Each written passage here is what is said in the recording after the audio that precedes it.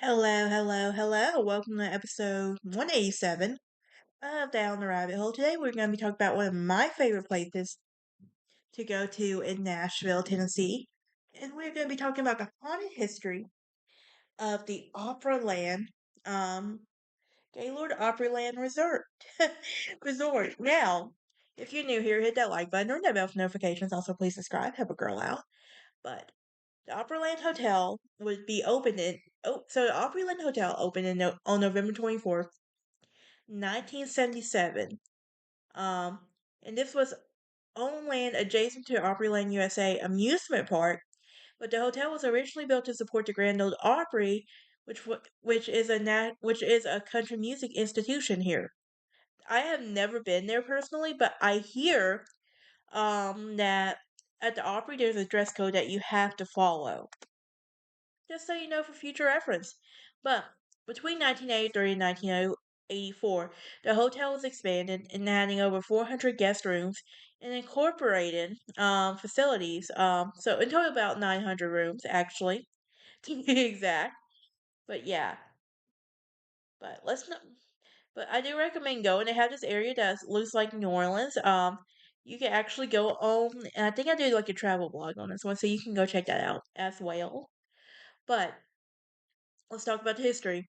In 1997, Gaylord Entertainment announced that it was opening a second Opryland hotel in Kissimmee, Florida.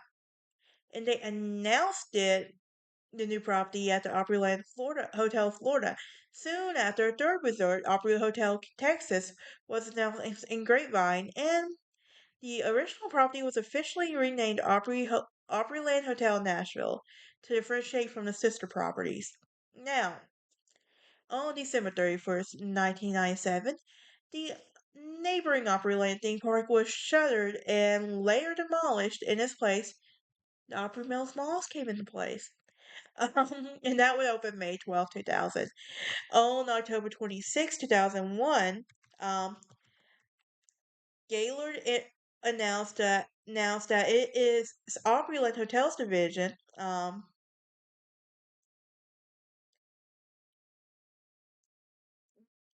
would be renamed Gaylord Hotels in advance of the Florida and Texas project's completions. Now, Opryland Hotels Nashville was renamed Gaylord Opryland Resort and Convention Center.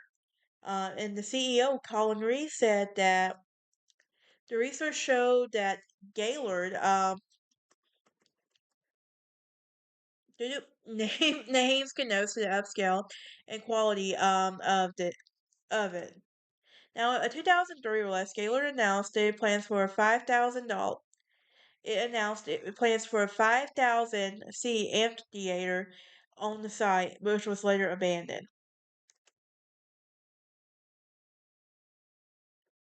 So, on May 2nd, does anybody remember 2010? Yes. So, if you know anything, then you know the floods hit Nashville.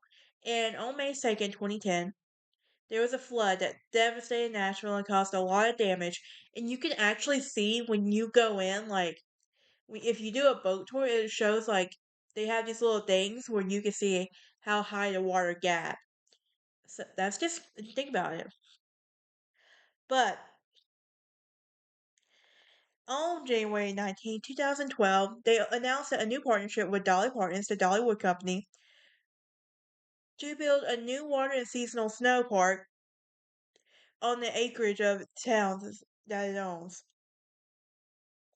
On May 31st, 2012, Gaylord Entertainment announced it was selling the hotel brands with the rights to manage four resorts and associated property. On September 2012, citing Gaylord's deals with Marriott, Dolly Parton announced the withdrawal of her partnership, and the new Nashville theme park announced earlier would be effectively killing the project. So, let's talk about why you really wanted to click on this episode the haunted history.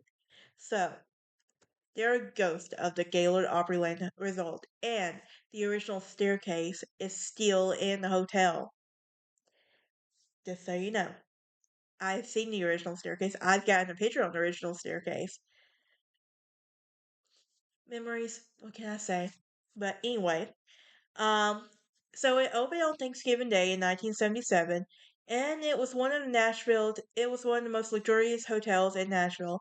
It has shops, restaurants, activities to enjoy, but opulence and entertainment are not all there, right? Well, the Gaylord Opryland is one of the haunted tourist attractions in the Music City, and the haunted Gaylord Opryland there. So, did you know that the land stands on what stands was owned by McGavick's at one point, and we've talked about them. We have, and they were. And for those of you who are just now joining in, this is the McGavick's were a prominent Nashville family. And the matriarch, Mrs. Gavick, roams the hotel dressed in all black, giving unsolicited 3 a.m. wake up calls. Um, so, but let's talk about Opryland's Lady in Black. And this is one of the most famous ghosts to call Opryland home is the Lady in Black, and she is believed to be the same woman who haunts the nearby Two Rivers Mansion. And according to the legend, the mystified woman, a Mrs. McGavick, whose family owned the land that the hotel stands on, as it stands out, they own 1,100 acres of the land in Nashville. So it's no surprise a large portion of the city was built on their property. But as the name suggests, the apparition wears a full black antebellum style gown, and she has been spotted throughout the hotel, in the rooms, in the halls, at the top, and at the top of different stairwells. And this lady is everywhere. Now, employees say that those who worked during the 90s would have detailed their spine chilling experiences after coming face to face with a long deceased woman, and there are plenty of tales. Now, one man remembers his time at the Opryland saying back in the day he managed a store that remained open until midnight, much later than other establishments, and normally he left around 2 o'clock. After stalking and finishing the paperwork for the night, on a particular night, he looked up and was walking, saw a blurred image of a woman at the staircase. She was described as customary during the Civil War era. Um, Now, aware of the apparitions, yet wanting to remain calm and he said, "Good evening, ma'am," and she disappeared. And he wondered what happened not that night and why she showed up to him. Now apparently the lady in black gives a wake up call around 3 a.m. every night, and she swore that upon opening your eyes, you can see the lady in black standing over her, watching you sleep, and she is described as being scared. However, she didn't feel threatened. Now let's talk about from black to red, okay? Another former employee was hired in 1995 recounts how during orientation he was told about the lady in black and how she sometimes changed into a red getup.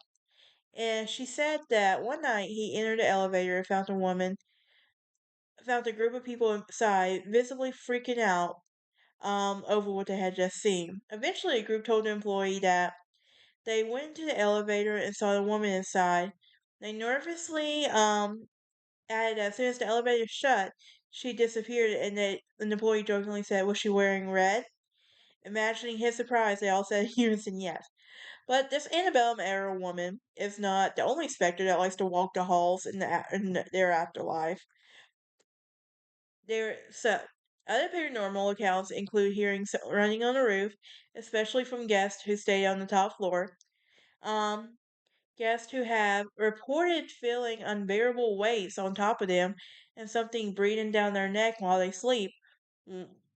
And on the playful road, the ghosts that call the Opryland resort home are often to blame for anything that goes wrong in operations. If your beer is warm, it's likely because Mrs. Gavin unplugged this cooler and everything. But yeah, that is it for this episode. I will see y'all next time as we talk about the Union Station Hotel.